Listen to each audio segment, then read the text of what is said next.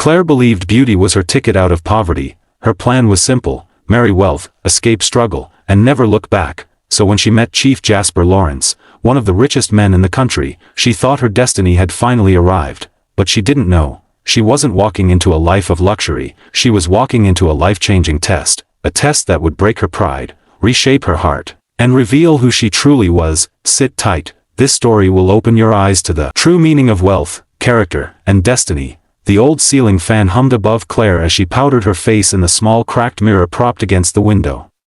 Afternoon sunlight slipped into the room, landing on her flawless skin, catching the gold earrings she borrowed from her cousin. She adjusted her wig, smoothed her tight dress, and stared at the reflection she had spent years perfecting. Claire had grown up believing beauty was a door, a wide golden door out of broken roofs, out of unpaid bills, out of nights where hunger felt like a stone in her stomach. Her family once had comfort before her father fell sick, before debt swallowed their home, before her mother started selling second-hand clothes in the market just to survive.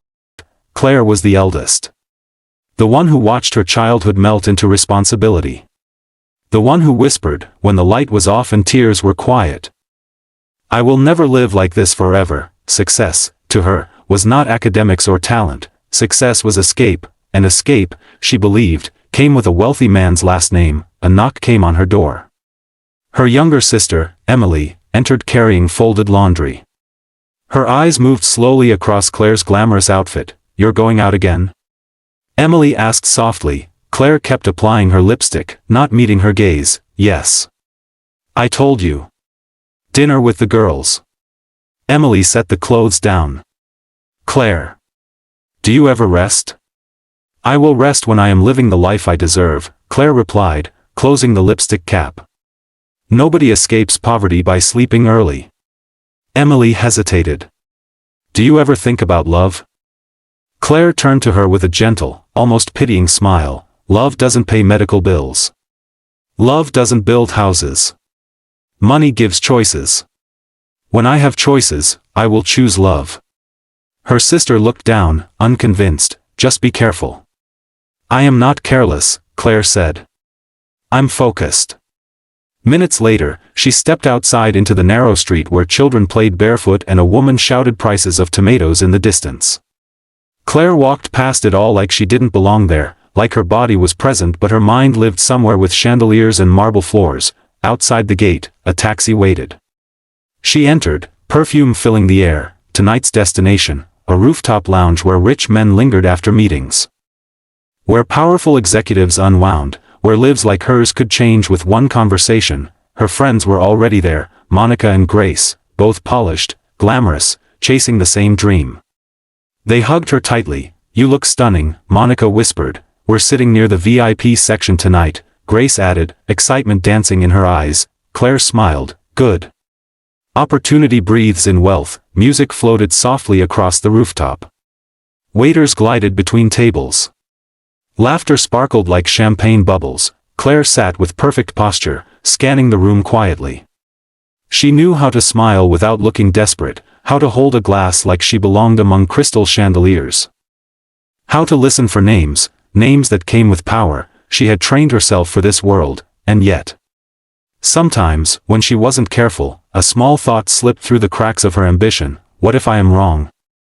What if love does matter? But she always buried it quickly, because hunger remembered, dark nights remembered, and dreams did not survive doubt. That evening, as they laughed and posed for photos, none of them knew that a presence was watching quietly from the far corner, a man who lived in another world entirely, not a prince in shining armor, not a villain, someone more dangerous than both, a man with purpose. But Claire did not see him. Not yet.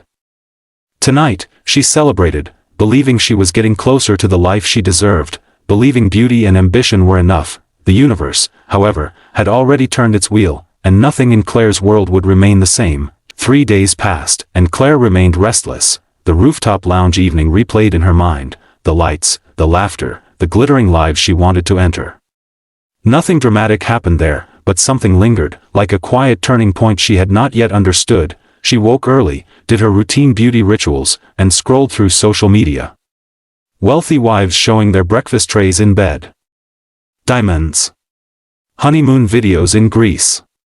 Luxury cars with giant bows. She saved every post like prayer points. That life is mine, she whispered to herself. Later that afternoon, Monica called. There's a charity auction tonight. Powerful people. Real money people. Wear your best.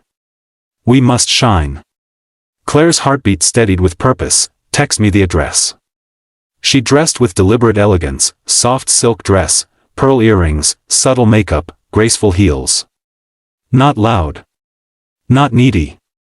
Classy ambition. When she walked out, Emily watched from the doorway, hugging her books to her chest. Where are you going? To change my life, Claire answered simply. The venue was grand, golden chandeliers. A red carpet, violin music. The world she dreamed of walked past her in silk gowns and tailored suits. Claire and her friends blended in easily. They laughed, they toasted, they took photos near expensive art pieces. Then the hall shifted. A subtle hush fell as guards opened a side door. An older gentleman entered slowly, surrounded by quiet respect. His suit was simple but perfectly cut. His silver hair caught the chandelier light. His presence held power without effort, the kind wealth does not need to announce. Claire's breath paused without warning, whispers floated, that's Chief Jasper Lawrence. He arrived. Such a private man. Claire had heard the name before, whispered in restaurants. Mentioned in business circles. An international philanthropist, old money, investments across continents, a man rarely seen at public events, but there he was, real, calm, and deeply observant. He moved through the room greeting organizers with gentle courtesy. No arrogance. No loud jewelry. No unnecessary display. Yet the room revolved around him. Claire forced herself to stay poised, not stare too long. Monica whispered excitedly, this is our chance. Tonight could be the night. But Claire didn't rush forward the way some women subtly did, adjusting dresses, repositioning themselves closer. Instead, she stayed still, studying quietly. Men like him see desperation before beauty. She reminded herself. Move with dignity. Later, during the art auction, a rare painting came up, bold strokes, warm colors, a woman standing alone under a tree. Bidding started. Hands lifted. Prices rose. Suddenly, Chief Lawrence lifted a hand slightly. Silence dropped, everyone froze. The auctioneer smiled. With that single bid, we have a winner. The painting was his. He nodded once, humble, as if he had just paid for something ordinary, not a piece worth a small fortune. As servers passed champagne, Claire walked toward the display quietly, pretending to admire the painting. She did not look at him, she looked at the art. He approached quietly beside her, hands behind his back. Eyes on the painting, a lonely figure, he said softly. Beautiful, but searching. Claire's heart thudded, not from romance, but from opportunity, like a key turning in a hidden lock. She kept her gaze forward. Sometimes loneliness is a preparation, she replied. For the life waiting ahead. The corner of his mouth lifted slightly, not quite a smile, a recognition, a curiosity. Only then did she turn to him, graceful, calm, respectful. Good evening. Good evening, he returned gently. Do you enjoy art? I enjoy what it represents, she answered, voice steady. Dreams. Possibilities. Transformation. He studied her face for a moment. His eyes held wisdom and a kind of sadness she could not place. What is your name? He asked. Claire. Claire, he repeated, as if testing the weight of it. A name with confidence. I try to carry myself with purpose, she responded. A noble goal, he said. But purpose is tested, not declared. Before she could respond, a group approached to greet him. He nodded politely to her and stepped away. Claire exhaled slowly. Monica rushed to her side, whispering, You spoke to him? What did he say? Did you flirt? Claire didn't answer. She stared straight ahead, expression unreadable, not excitement, not victory, something quieter, deeper. A doorway had opened, and she had stepped through the frame. She did not know where it led. But she knew one thing, tonight, destiny had taken its first breath, and life, as she knew it, was already shifting beneath her feet. The next morning, sunlight pushed through thin curtains as Claire lay awake, staring at the ceiling. Sleep had escaped her, replaced by an unfamiliar feeling she refused to name. Was it excitement, possibility, fear of dreaming too boldly? She pushed the thoughts away. Dreams were dangerous unless secured. Her phone buzzed. Monica, Claire, check your WhatsApp. Now. Claire sat up quickly. A message had arrived from a private number. Good morning, Miss Claire. Chief Jasper Lawrence requests the pleasure of a private brunch meeting with you today at 12 o'clock. Kindly confirm. Claire's heart stopped. She read it twice, then a third time. Monica screamed through the phone, this is it. Claire, this is the door. Do not mess this up. Claire smoothed the bedsheet with trembling hands, trying to remain composed. Emily entered the room quietly, holding a glass of warm tea. You didn't sleep, she said softly. Claire nodded, eyes still on the message. My life may change today. Emily sat at the foot of the bed. Claire, just remember to be yourself. Claire looked up sharply, no. I must be better than myself. Emily frowned, there is nothing wrong with who you are. Claire did not respond. She stood, walked to her wardrobe, and pulled out a simple but elegant dress, pale cream, soft fabric, gentle neckline. She chose understated earrings, tied her hair neatly, and applied light makeup, not flashy, not loud, just graceful, the kind of woman who belonged in quiet wealth. By noon, a black car arrived.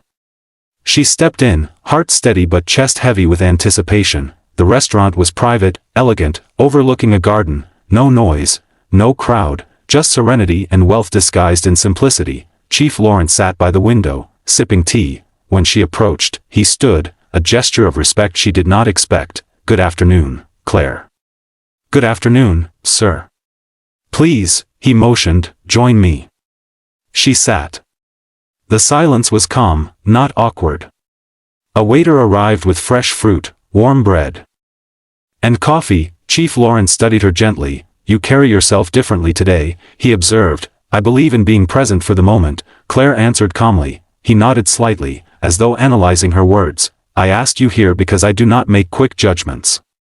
I prefer to observe, to understand intentions, to see the quiet things people rarely say with words. Claire's breath caught, but she kept a polite smile. He continued, voice calm and measured, tell me, Claire. What do you want from life? The question felt like a spotlight. Many answers flashed in her mind, luxury, security, status, freedom from poverty. But she chose caution, elegance. I want stability. She said softly. And the kind of peace that comes from never worrying about tomorrow. He held her eyes, and for a moment she wondered if he could see through her. And what do you believe brings such peace? He asked. She swallowed. Security. Partnership. A future built with someone who has already built himself. A faint expression crossed his face, not disappointment, not approval. Something unreadable. Your honesty is rare, he said quietly. A bowl of fruit arrived. She lifted a grape, steady hand, poised demeanor. He continued, eyes on the garden outside. People chase wealth for many reasons. To escape pain. To bury shame. To prove worth. To feel powerful. I always want to know which one guides a person. Claire's throat tightened. If someone seeks comfort, she replied softly, is that wrong? Not wrong, he said. Just revealing.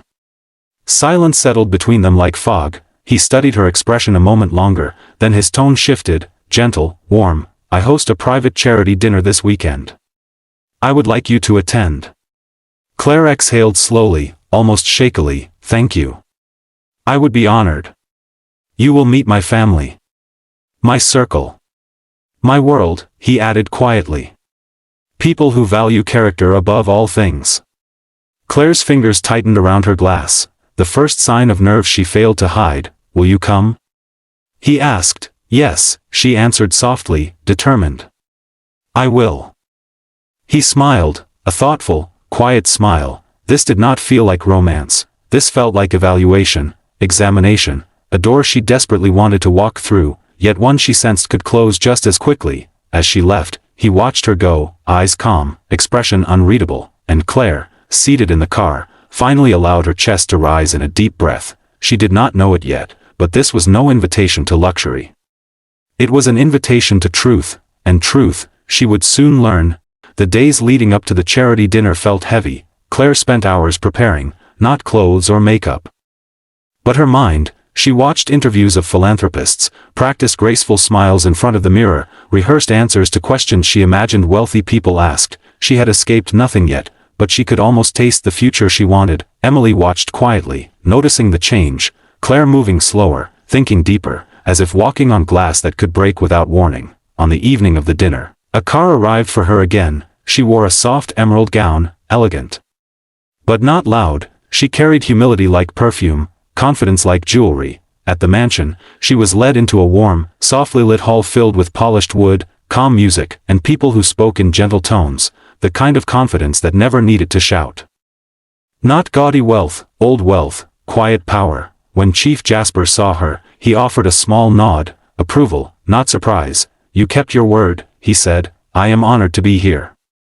He introduced her to several guests, retired diplomats, business leaders, scholars, women in modest silk who carried themselves like royalty without crowns. Claire noted their grace, their simplicity. Not one of them spoke about money, yet she could feel it everywhere, in their calmness, in their ease. Dinner began. Conversations floated around the table: books, charity work, education projects, children's hospitals in remote villages. Not a single conversation about cars, jewelry, or designer bags. Claire tried to adapt. She smiled. She listened. She nodded thoughtfully, but inside, she struggled to understand a world where wealth served quiet purposes, not loud victories. Then a woman beside her, gentle eyes, silver necklace, asked kindly, "Claire, what do you hope to do with your future?" Claire's heart raced. She searched for a safe answer, a noble answer, a crafted answer. "I want a life where I never worry about the next day," she said softly. "A peaceful, secure life."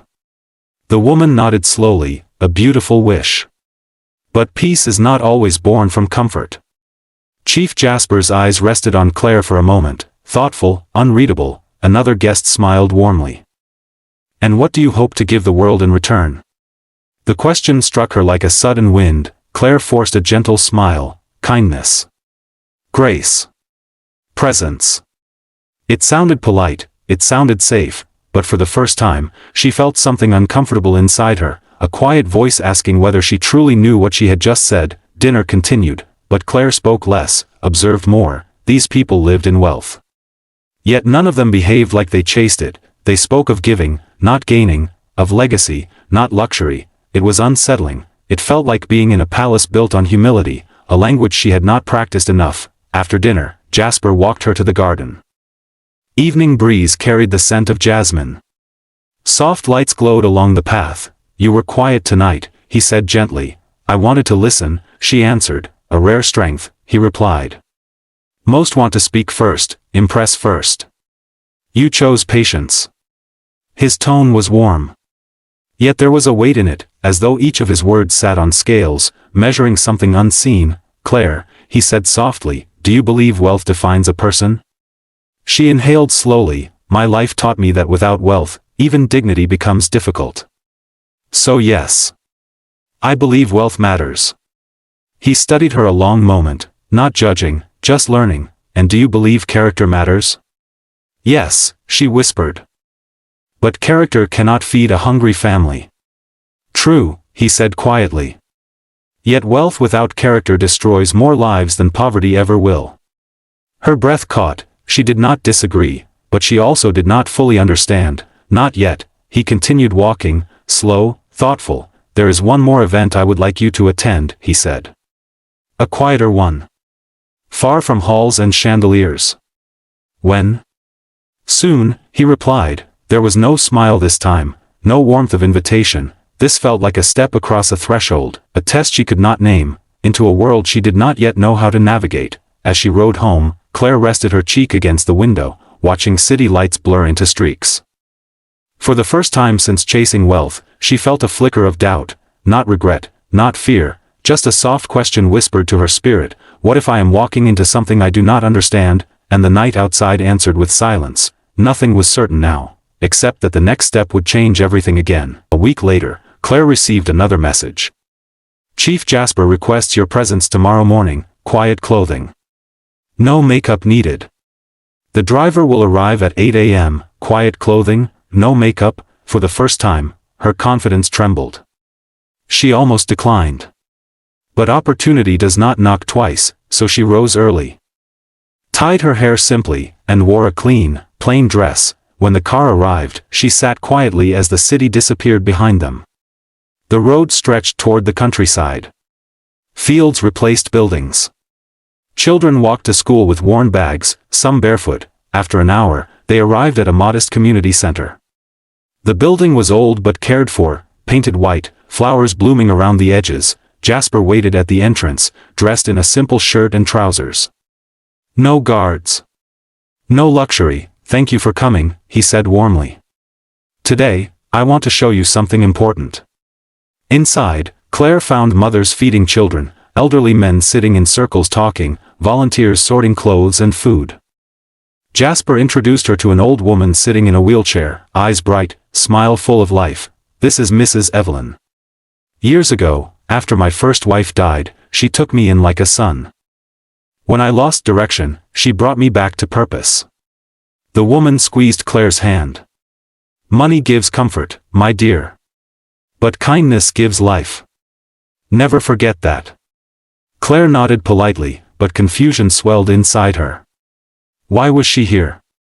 Why this place? Jasper guided her outside again, a small field, children running, mothers laughing softly, poverty and joy existing side by side. This is where my heart lives, he said. Not in mansions. Not in expensive halls.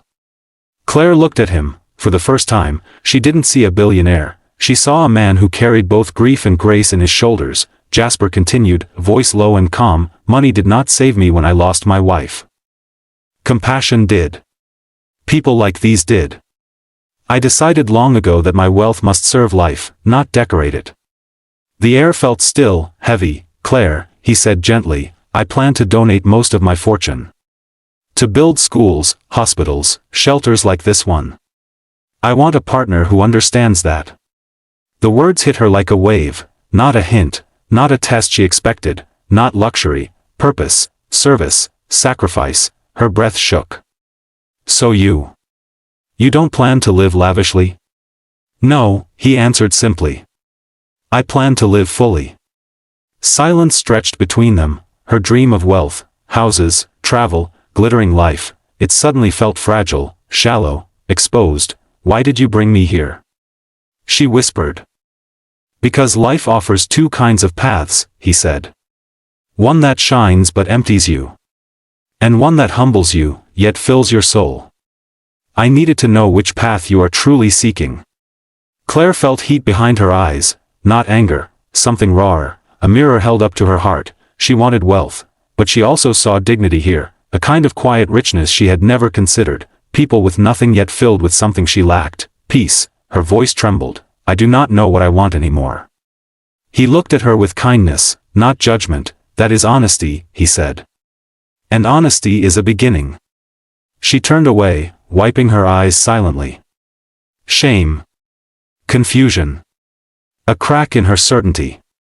Claire had chased money like it was salvation, yet here, among people with little, she saw more contentment than she had ever carried. She faced him again, voice breaking, I do not know if I can live this life. He nodded, and I would never force you. A life built on lies cannot stand. If you choose wealth elsewhere, I understand. But if you choose growth, humility, and love, I will walk that path with you. No demand, no anger, just truth. She looked around, children laughing, women serving food, joy blooming in struggle, and then at him, a man not offering wealth, but meaning. Her chest ached, the future she imagined blurred, but she felt something new, small. Fragile, real. A quiet voice inside her whispered, this is the world you never knew you needed. She inhaled deeply. I cannot answer today, she whispered. You don't have to, he said softly. Real decisions take time. As the sun warmed her face, Claire realized she stood on the edge of two lives, one of glitter, one of purpose. For the first time, she did not chase, she breathed. She felt her old self slowly loosen. And something new take its first breath. The journey was not finished, but the truth had found her, and nothing would ever be the same. Moral lesson: wealth can change circumstances, but character decides destiny. A heart that seeks only comfort may find emptiness, but a heart that learns purpose discovers true richness.